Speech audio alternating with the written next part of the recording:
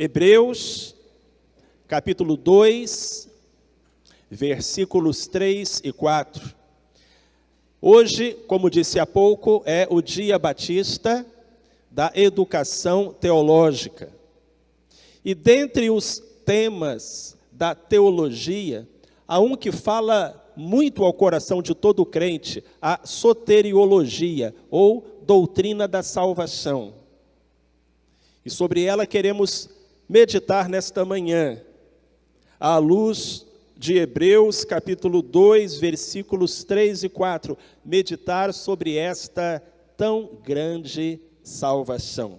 Eu vou ler, por favor, acompanhe na sua Bíblia, daqui a pouquinho você vai ter a oportunidade de fazer uma leitura em voz alta junto comigo.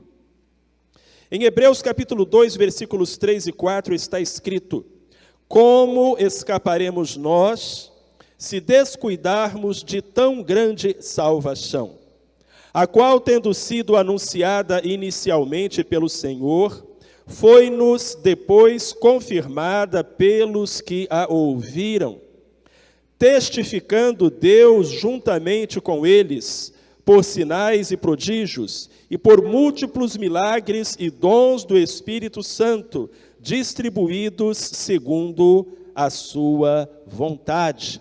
Meus queridos, existe uma salvação, a quem a Bíblia chama de uma tão grande salvação. Uma salvação que foi anunciada pelo próprio Deus, que foi confirmada por aqueles que a ouviram, que foi testificada através de sinais e prodígios, que foi selada por múltiplos milagres e dons do Espírito Santo. E então, como escaparemos nós se descuidarmos de tão grande salvação? É preciso que para ela atentemos. Nós não podemos desprezá-la, nós não podemos descuidar de uma tão grande salvação. Mas, amados, por que a salvação é grande? Aliás, por que ela é tão grande? Uma tão grande salvação, como nos diz o autor de Hebreus. Por muitas razões. Ela é uma tão grande salvação, primeiramente, porque é a salvação de um tão grande mal. Quando pensamos em salvação, devemos pensar também, salvação de quê? Do que fomos salvos? A salvação é salvação do pecado e das consequências do pecado. Quando o anjo anunciou a José a vinda de Cristo, disse a ele: o nome do menino será Jesus, porque ele salvará o seu povo dos seus pecados. Então, salvação é salvação do quê? É salvação do pecado. E, naturalmente, daquilo que é a consequência do pecado: a maldição, o afastamento de Deus, a morte eterna, o inferno de condenação. Nós lemos em João, capítulo 3, versículo 16, este que é considerado o texto áureo, o resumo da Bíblia. O que lemos? Vamos ler em voz alta? Porque Deus amou o mundo de tal maneira que deu o seu Filho unigênito, para que todo aquele que nele crê não pereça, mas tenha a vida eterna. Se não crer, o ser humano perece. Se não crer, o ser humano não tem a vida eterna. Se não crer, sobre o ser humano permanece a ira de Deus. É coisa tão séria, é coisa tão grave, que Jesus chegou a declarar que de nada adianta ao homem ganhar o mundo inteiro e perder a sua alma. Então, quando a Bíblia fala de uma tão grande salvação, é porque é a salvação do maior perigo, da pior tragédia, da suprema desgraça, a perdição eterna, as chamas do inferno, o afastamento de Deus. E por isso a nossa salvação, amados, é uma tão grande salvação. Em segundo lugar, porque ela é efetuada por um tão grande Salvador.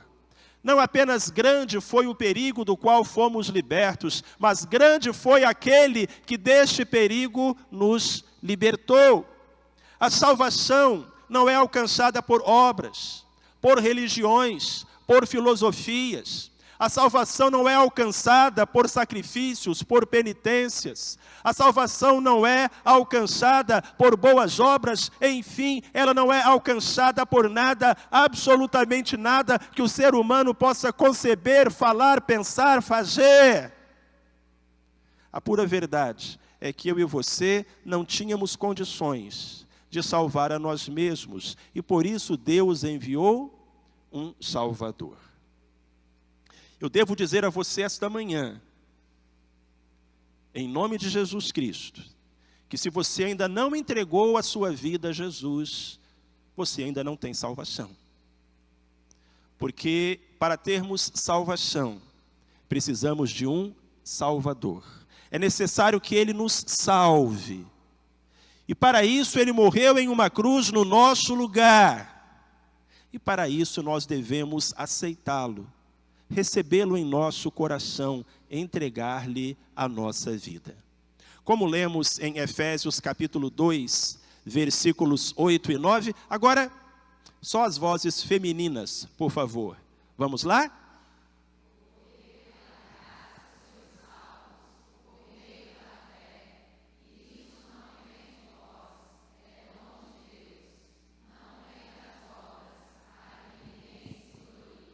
Então a salvação é grande porque tem um grande Salvador.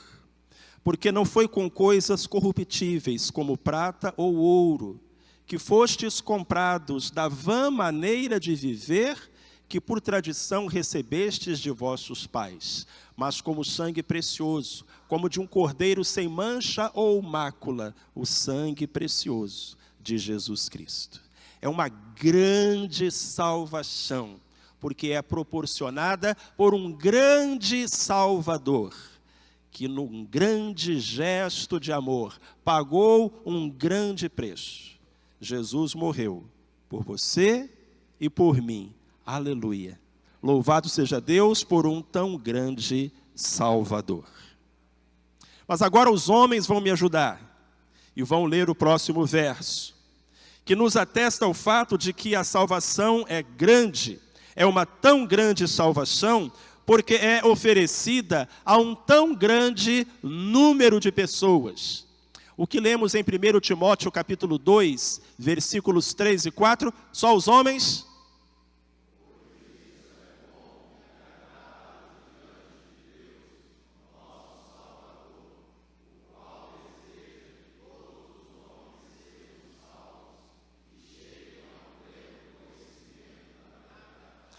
Deus deseja, é vontade de Deus, que todos sejam salvos. Essa frase é do apóstolo Paulo, e o apóstolo Pedro, na sua primeira carta, diz que, aliás, na sua segunda carta, diz que não é da vontade de Deus que ninguém se perca. O que são duas maneiras diferentes de falar absolutamente a mesma coisa. Deus não quer que ninguém se perca, Deus quer que todos sejam salvos. Então é uma tão grande salvação, porque é oferecida a um tão grande número de pessoas, a simplesmente todos os homens e mulheres da face deste planeta. Amados, quantas pessoas há no mundo? 7 bilhões? 8 bilhões? O sangue de Jesus Cristo tem poder suficiente para salvar todas essas pessoas. E para apagar os pecados de todas essas pessoas. E para lavar a alma de todas estas pessoas. Não há limitação para o poder de Deus e para o amor de Deus. De modo que é da vontade de Deus que todos sejam salvos. Eu preciso ressaltar que essa é uma doutrina bíblica e é uma doutrina batista. Existe uma corrente teológica, popularmente conhecida como calvinismo, que ensina que Jesus morreu por um certo número de pessoas, aí que apenas estes predestinados, eleitos, escolhidos, são objeto do amor salvífico de Deus e irão para o céu. Não é nisso que creem os batistas. E não é isso que ensina a Bíblia, a Escritura Sagrada. Jesus entregou-se por todos, porque Deus amou o mundo, a fim de que todo aquele que nele crê não pereça, mas tenha a vida eterna. É por isso, amados, que é uma tão grande salvação. De norte a sul, de leste a oeste, em nenhum outro há salvação. E nenhum nome há dado entre os homens pelo qual possamos ser salvos, que não seja o nome de Jesus.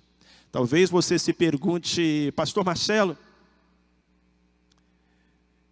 eu posso ser salvo? Deus quer que eu seja salvo?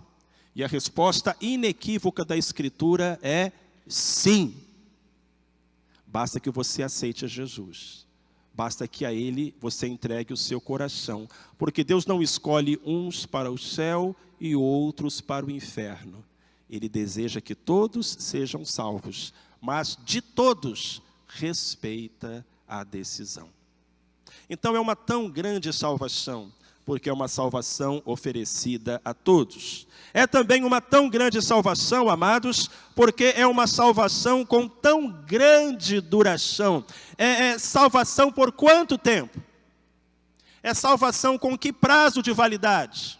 É salvação em que duração? É eterna. É vida eterna. Lemos em João capítulo 6, versículo 37, todos juntos? Todo o que o Pai me dá virá a mim, e o que vem a mim, de maneira nenhuma o lançarei fora. Quem disse isso? Não foi João, não. Quem disse isso? Jesus Cristo. Nós precisamos entender que quando Jesus fala maneira nenhuma, significa maneira nenhuma. Existem algumas correntes teológicas que estabelecem uma diferença entre pecados mortais e pecados veniais. Popularmente falando, entre pecadinho e pecadão. E que dependendo da classe do pecado, aquele que o comete pode perder a salvação. O dom que lhe foi concedido, arrancado de volta por Deus pela sua falta. Existe também uma linha teológica, conhecida como arminianismo, que ensina que o crente perde a salvação. Deus o trouxe para o caminho, mas continuar no caminho é com ele, e se ele se desviar do caminho, ele perde a sua salvação. Não é nisso que creem os batistas, porque não é isso que ensina a Bíblia. Pelo contrário, o ensino da Bíblia é de que aquele que em nós começou a sua boa obra, haverá de aperfeiçoá-la e completá-la até o dia de Cristo Jesus. É por causa do sangue de Jesus e da palavra de Deus que nós temos salvação e que nós temos certeza de salvação. De modo que os batistas nem são calvinistas, nem são arminianos.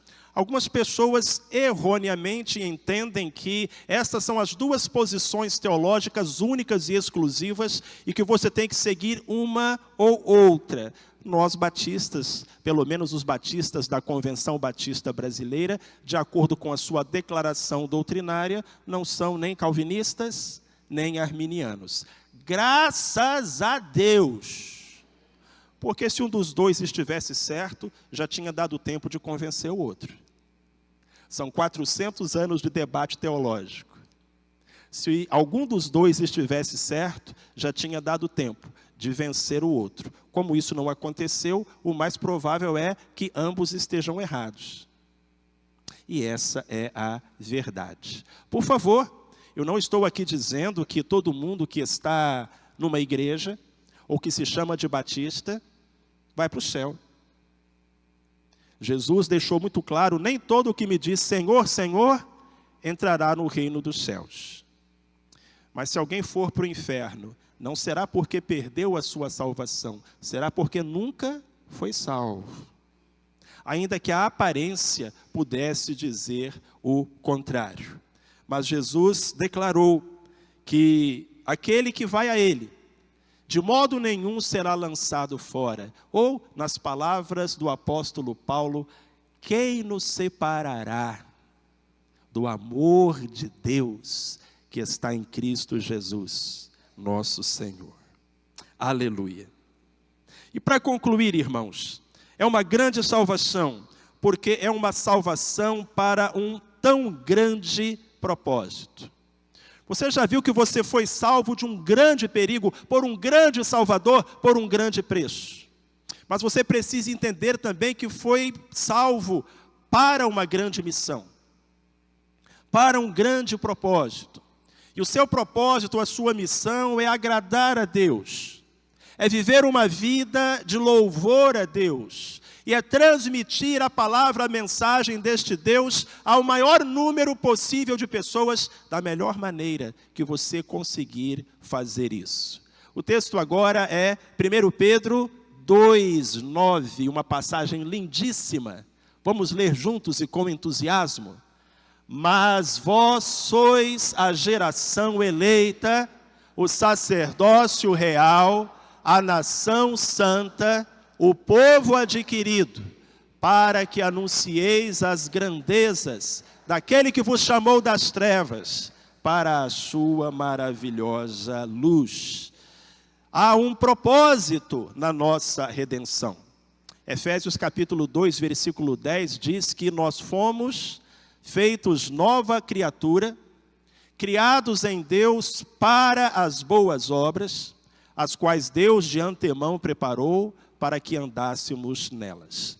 E isso nos faz refletir sobre qual é o lugar das obras na teologia cristã. Qual é o papel das obras no cristianismo? Pelo menos 4. Em primeiro lugar, as obras expressam gratidão. A gente tem que andar na linha. Crente não bebe, não fuma, não joga na loteria, crente não dança, não vai em baile, boate, carnaval. Crente se veste com decência, com decoro. Crente não fala palavrão. Como disseram os nossos juniores que estavam aqui na última sexta-feira, encheram essa frente para dar a sua profissão de fé. Crente respeita pai e mãe, não bate no coleguinha e não cola na prova. E tem essas, um monte de outras coisas que a gente não faz, mas a gente não faz para ser salvo. A gente não faz porque é salvo. A gente não faz não é por medo, a gente não faz é por gratidão, é por amor. Porque longe de nós entristecer o nosso amado Salvador. Então, no cristianismo, ética é gratidão. Então, esse é o primeiro lugar da obra na teologia cristã. As nossas obras são a expressão da nossa gratidão a Deus. Em segundo lugar, as nossas obras são uma evidência da nossa conversão. Obras não salvam, mas dificilmente encontraremos um salvo sem obras.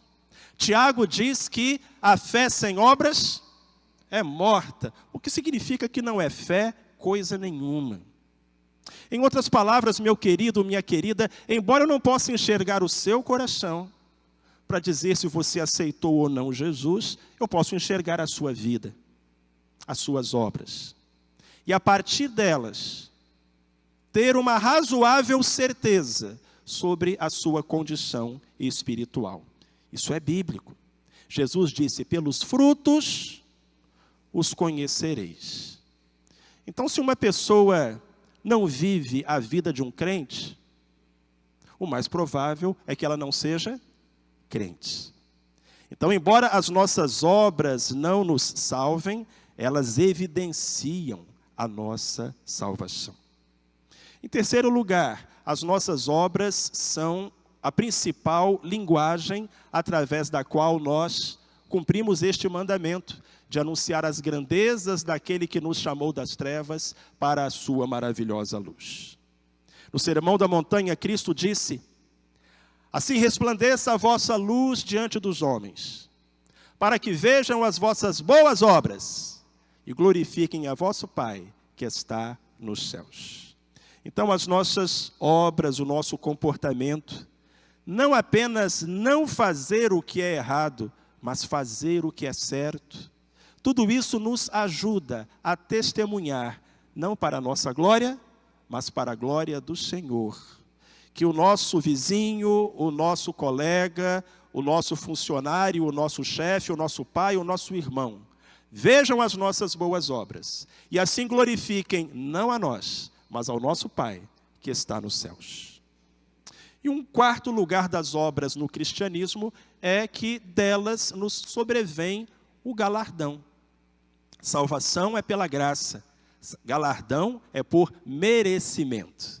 E então cada um de nós receberá lá no céu um maior ou menor galardão a partir daquilo que tiver feito com a sua vida, com as oportunidades que Deus lhe deu, com o tempo que o Senhor lhe concedeu. E isso é justo. É justo que seja assim. E é por isso que assim será. É por isso que Deus o fará.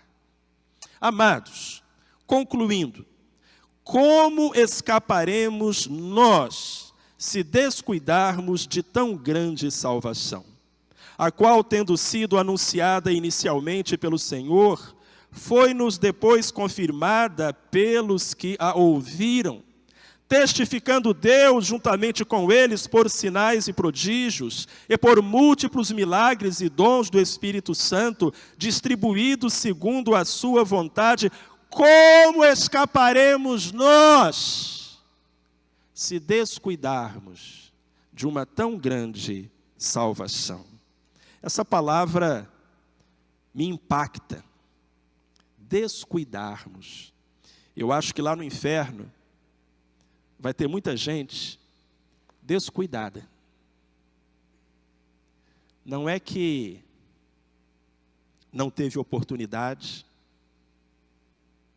não é que Deus não quis salvar, mas simplesmente se descuidou do estado da sua alma, como aquele rico insensato na parábola contada por Jesus.